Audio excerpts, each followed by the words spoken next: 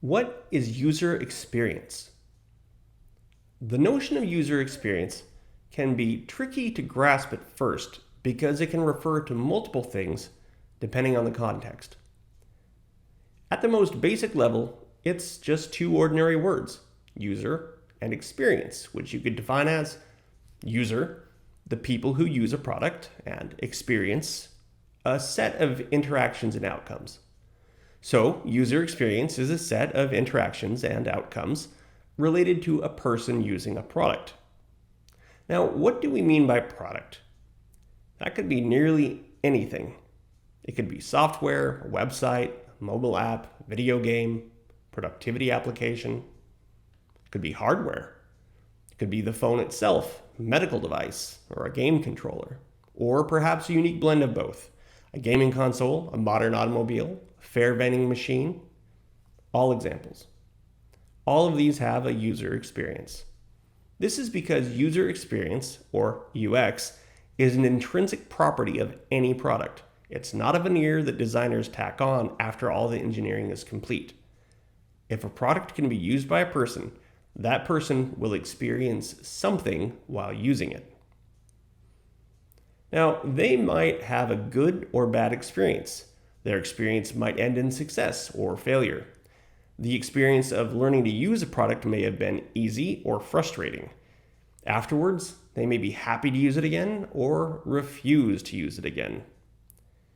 In every case, the user had some kind of experience, but the key question is, did the user have the experience that the product makers intended them to have? If every product maker had a strong vision for how they expected to use that product, it doesn't necessarily guarantee that that experience will play out as they had intended. So why is that? If all the users are using the same version of the same product, why wouldn't they all have the same experience? Well, it's because users vary. Your product might be completely uniform, but each user will come to it with a unique blend of skills, knowledge, and attitudes. They may follow instructions or ignore them. They might pay attention to the tutorial or skip it. Their expectations for the product might be accurate or inaccurate. Some users might neatly conform to your marketing demographic, but probably not 100% of them.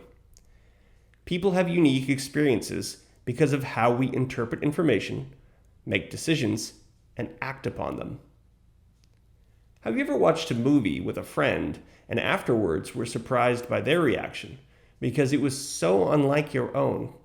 It might have felt like you both watched two different movies, and given how differently you felt about it.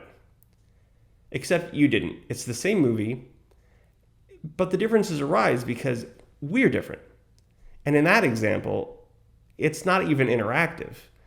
People can have experiences that are different strictly from interpretation alone.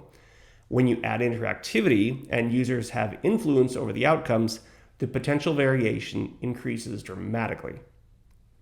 Each user's specific set of interpretations, decisions, and actions become the very fabric of their experiences. Product teams often talk about the user experience as a noun, an umbrella term for all the interfaces and features.